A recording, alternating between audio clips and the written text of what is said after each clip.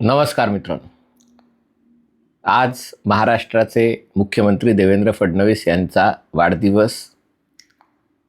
सर्वप्रथम त्यांना वाढदिवसाच्या मनपूर्वक शुभेच्छा.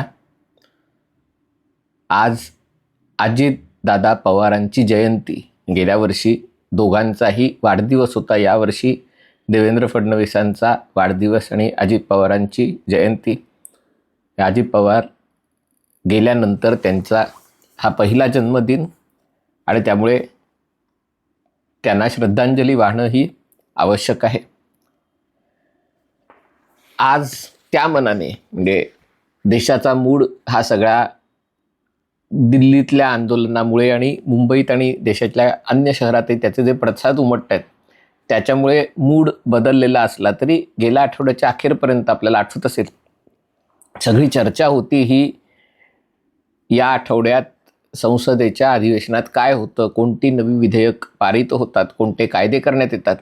आणि नुसतं एवढंच नाही तर राष्ट्रवादी काँग्रेसमध्ये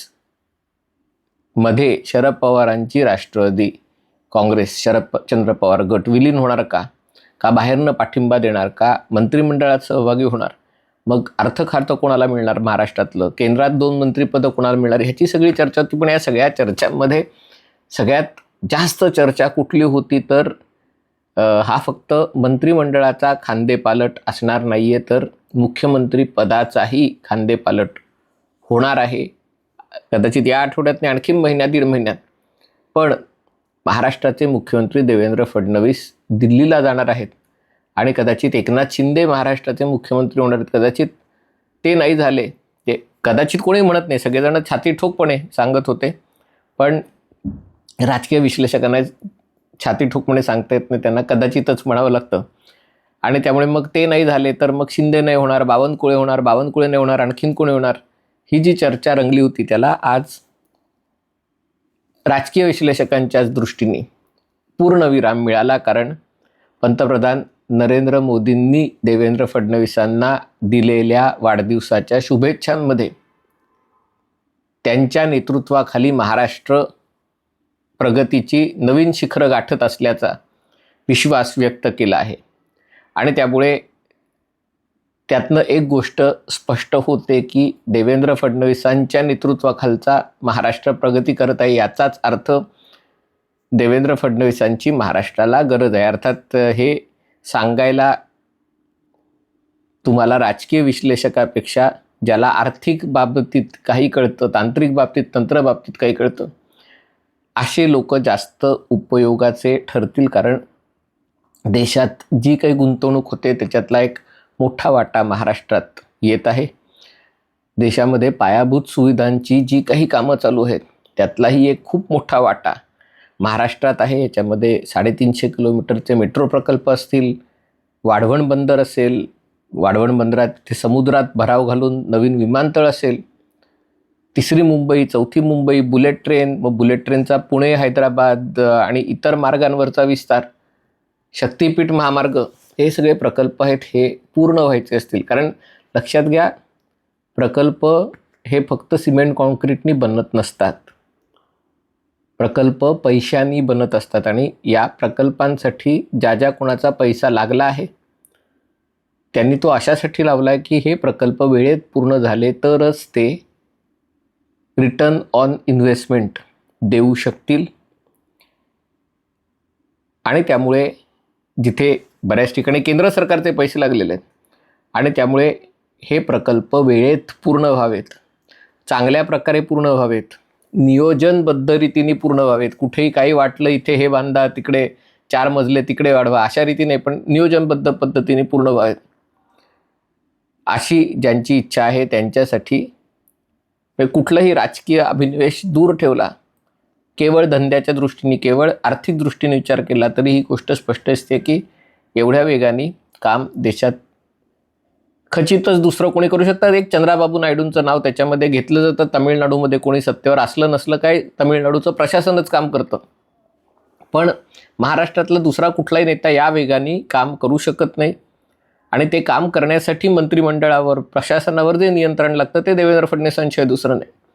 आणि त्यामुळे महाराष्ट्रातले हे सगळे प्रकल्प पूर्ण होऊन महाराष्ट्र देशाचं नेतृत्व देशाचं नेतृत्व करणं वगैरे हे एक आपली इच्छा असते वगैरे, हे ठीक आहे.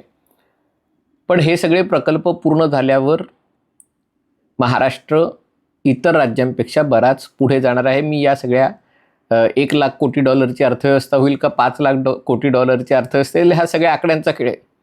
पण देशात सगळीकडे फिरताना महाराष्ट्रात खास करून या मुंबई महानगर क्षेत्रात जे काम होतं आहे ते बघता